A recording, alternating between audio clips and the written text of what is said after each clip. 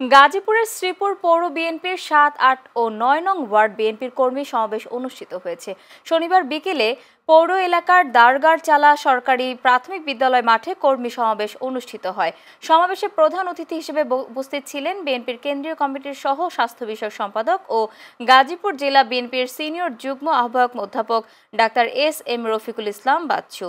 সভাপতিত্ব করেন পৌর বিএনপির আহ্বায়ক হুমায়ুন কবির সরকার। এদিকে বগুড়ার দুপচাচিয়ার গুনাহার ইউনিয়নের ৮ নং ওয়ার্ড ও বিএনপির সহযোগী অঙ্গ সংগঠনের যৌথ কর্মী সমাবেশ অনুষ্ঠিত হয়েছে।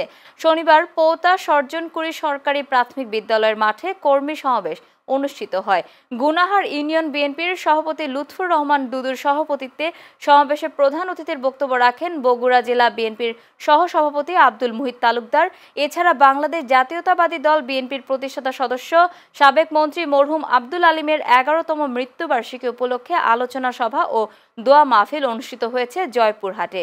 শনিবার জয়পুরহাট পৌর মিলনায়তনে আব্দুল আলীম একটি ইতিহাস, একটি প্রতিষ্ঠান, এক কিংবদন্তি শীর্ষক আলোচনা সভা ও দোয়া মাহফিলে স্থানীয় বিএনপি নেতাকর্মী সহ মরহুমের পরিবারের সদস্যরা অংশ নেন।